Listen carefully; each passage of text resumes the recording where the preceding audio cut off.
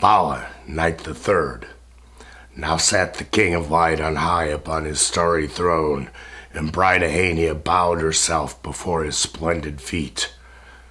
O Urizen, look on me, like a mournful stream I embrace round thy knees and wet my bright hair with my tears. Why sighs, my lord? Are not the morning stars thy obedient sons? Do they not bow their bright heads at thy voice? At thy command do they not fly into their stations and return their light to thee? The immortal atmospheres are thine. There thou art seen in glory, surrounded by the ever-changing daughters of the light. Why wilt thou look upon futurity, darkening present joy? She ceased. The prince, his light obscured, and the splendors of his crown enfolded in thick clouds, from whence his mighty voice burst forth. O bright Ahania, a boy is born of the dark ocean, whom Urizen doth serve, with light replenishing his darkness. I am set here a king of trouble, commanded here to serve and do my ministry to those who eat of my wide table.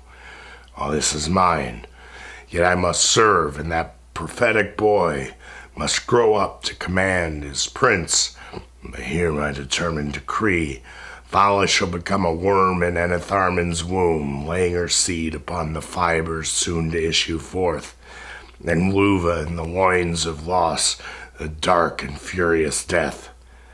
Alas for me, what will become of me at that dread time? Ahania bowed her head and wept 7 days before the king. And on the 8th day, when his clouds unfolded from his throne, she raised her bright head, sweet perfumed, and thus with heavenly voice. O Prince, the Eternal One hath set thee leader of his hosts. Leave all futurity to him. Resume thy fields of light. Why didst thou listen to the voice of Luva that dreadful morn, to give the immortal steeds of light to his deceitful hands? No longer now obedient to thy will, thou art compelled to form the curbs of iron and brass, to build the iron mangers, to feed them with intoxication from the wine presses of Luva, till the divine vision and fruition is quite obliterated. They call thy lions in the fields of blood. They rouse thy tigers out of the halls of justice, till these dens thy wisdom framed, golden and beautiful, but oh, how unlike the sweet fields of bliss, where liberty was justice and eternal science was mercy. Then, oh dear my lord, listen to Ahania. Listen to the vision of Ahania in the slumbers of Urizen, when Urizen slept in the porch and the ancient man was smitten. The darkening man walked on the steps of fire before his halls, and Vala walked with him in dreams of soft deluding slumber. He looked up and saw thee, Prince of Light, thy splendor faded, but saw not Lost nor Enitharmon, for Luva hid them in shadow, in a soft cloud outstretched across, and Luva dwelt in the cloud. Then man ascended mourning into the splendors of his palace. Above him rose a shadow from his wearied intellect of living gold, pure, perfect, holy. In white linen pure he hovered, a sweet entrancing self-delusion, a watery vision of man, soft exulting in existence, all the man absorbing. Man fell upon his face prostrate before the watery shadow, saying, O Lord, whence is this change? Thou knowest I am nothing. And Vala trembled and covered her face, and her locks were spread on the pavement. I heard astonished at the vision, my heart trembled within me. I heard the voice of the slumberous man, and thus he spoke, idolatrous to his own shadow, words of eternity uttering. Oh, I am nothing when I enter into judgment with thee. If thou withdraw thy breath, I die and vanish into Hades. If thou dost lay thine hand upon me, behold, I am silent. If thou withhold thy hand, I perish like a fallen leaf. No, I am nothing, and to nothing must return again. If thou withdraw thy breath, behold, I am oblivion. He ceased. The The shadowy voice was silent, but the cloud hovered over their heads in golden wreaths, the sorrow of man. And the balmy drops fell down, and lo, that son of man, that shadowy spirit of the fallen one, Luva, descended from the cloud. In terror Albion rose, indignant rose the awful man, and turned his back on Vala. Why roll thy clouds and sickening mists? I can no longer hide the dismal vision of my eyes. Love and life, light, prophetic dreads urge me to speak. Futurity is before me like a dark lamp. Eternal death haunts all my expectation. Rent from eternal brotherhood, we die and are no more. I heard the voice of Albion starting from his sleep. Whence is this voice crying Ennian that soundeth in my ears? O cruel pity, dark deceit, can love seek for dominion? And Luva strove to gain dominion over the mighty Albion. They strove together above the body where Vala was enclosed, and the dark body of Albion left prostrate upon the crystal pavement covered with boils from head to foot, the terrible smitings of Luva. Then frowned the fallen man and put forth Luva from his presence. I heard him. Frown not, Urizen, but listen to my vision, saying, Go and die the death of man for Vala the sweet wanderer. I will turn the volutions of your ears outward and bend your nostrils downward, and your flux-out eyes and globed roll round in fear. Your withering lips and tongue shrink up into a narrow circle, till into narrow forms you creep. Go take your fiery way and learn what 'tis to absorb the man, you spirits of pity and love. O Urizen, why art thou pale at the visions of Ahania? Listen to her who loves thee, lest we also are driven away.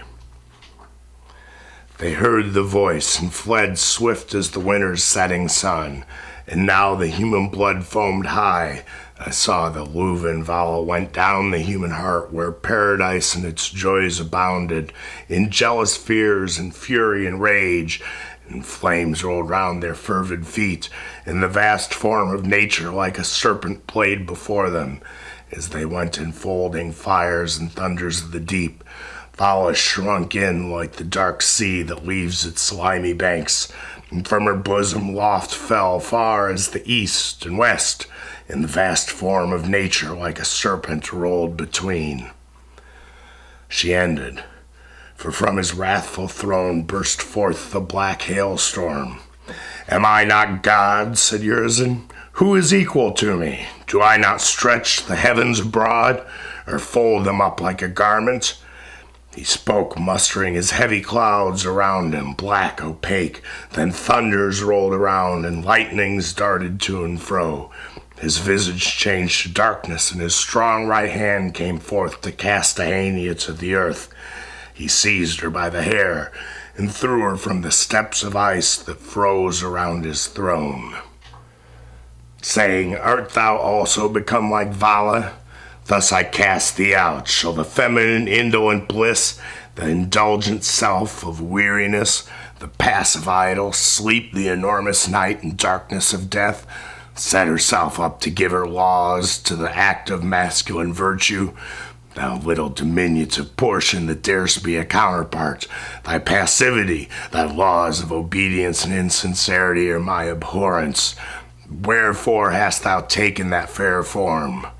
Whence is this power given to thee? Once thou wast in my breast a sluggish current of dim waters, on whose verdant margin a cavern shagged with horrid shades, dark, cool, and deadly, where I laid my head in the hot noon after the broken clods had wearied me. There I laid my plough, there my horses fed, and thou hast risen with thy moist locks into a watery image, reflecting all my indolence, my weakness, and my death, to weigh me down beneath the grave into nonentity, where Luva strives, scorned by Vala, age after age wandering, shrinking and shrinking from her lord, and calling him the tempter. Art thou also become like Vala? Thus I cast thee out. So loud in thunders spoke the king, folded in dark despair, and threw Ahania from his bosom obdurate. She fell like lightning. Then fled the sons of Urizen from his thunderous throne petrific. They fled to east and west, and left the north and south of heaven. A crash ran through the immense. The bounds of destiny were broken. The bounds of destiny crashed direful, and the swelling sea burst from its bonds in whirlpools fierce, roaring with human voice, triumphing even to the stars in bright Ahania's fall. Down from the dismal north, the prince in thunders and thick clouds, as when the thunderbolt down falleth on the appointed place, fell down, rushing, ruining, thundering, shuddering into the caverns of the grave, in places of human seed, where the impressions of despair and hope enroot forever a world of darkness. Ahania felt far into nonentity. She continued falling, loud the crash continued loud, and hoarse from the crash roared a flame of blue sulphurous fire, from the flame a dolorous groan that struck with dumbness, all confusion, swallowing up the horrible din and agony on agony. Through the confusion, like a crack across from immense to immense, loud, strong, a universal groan of death, louder than all the racking elements, deafened and rended worse than Urizen in all his hosts, and cursed despair down rushing. But from the dolorous groan, one like a shadow of smoke appeared, and human bones rattling together in the smoke, and stamping the nether abyss, and gnashing in fierce despair, panting in sobs, thick, short, incessant, bursting, sobbing, deep despairing, stamping, struggling to utter the voice of man, struggling to take the features of man, struggling to take the limbs of man. At length emerging from the smoke of Urizen, dashed in pieces from his precipitant fall, Tharmas reared up his hands and stood on the affrighted ocean. The dead reared up his voice and stood on the resounding shore, crying, fury in my limbs, destruction in my bones and marrow, my skull riven into filaments, my eyes into sea jellies floating upon the tide wander, bubbling and bubbling, uttering my lamentations and begetting little monsters who sit mocking upon the little pebbles of the tide, in all my rivers and on dried shells that the fish have quite forsaken. Fool, fool to lose my sweetest bliss. Where art thou, Enian? Too near to cunning, too far off and yet too near.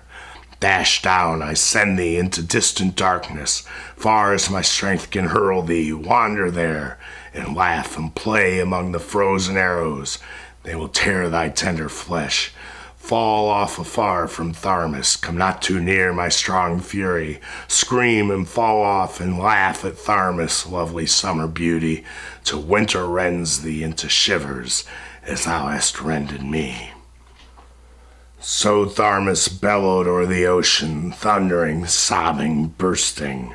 The bounds of destiny were broken, and hatred now began instead of love to Enian.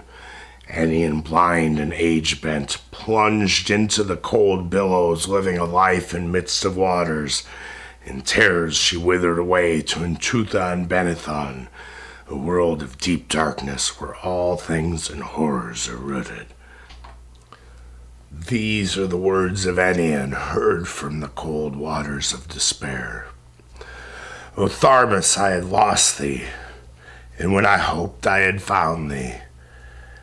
O Tharmas, do not destroy me quite, but let a little shadow, but a little showery form of Enian be near thee, love-terror. Let me still remain, and then do thou thy righteous doom upon me. Only let me hear thy voice. Driven by thy rage, I wander like a cloud into the deep, where never yet existence came. There, losing all my life, I back return, weaker and weaker. Consume me not away in thy great wrath. Though I have sinned, though I have rebelled, make me not like the things forgotten as they had not been. Make not the thing that loveth thee a tear wiped away. Tharmas replied, riding on storms, his voice of thunder rolled. Image of grief, thy fading lineaments make my eyelids fail. What have I done? Both rage and mercy are alike to me. Looking upon the image of faint waters, I recoil from my fierce rage into thy semblance. Ennian, return. Why does thy piteous face vanish like a rainy cloud, melting, a shower of falling tears, nothing but tears? Ennian, substanceless, voiceless, weeping, vanish, nothing but tears. Ennian, art thou forever vanished from the watery eyes of Tharmas? Rage, rage shall never from my bosom, winds and waters of woe, consuming all to the end consuming. Love and hope are ended. For now no more remained of Ennian in the dismal air, only a voice eternal wailing in the elements. Where Ennian, blind and age-bent, wandered, Ahania wanders now. She wanders in eternal fear of falling into the indefinite, for her bright eyes behold the abyss. Sometimes a little sleep weighs down her eyelids, then she falls. Then starting, wakes in fears, sleepless to wander round, repelled on the margin of non-entity. The end of the third night.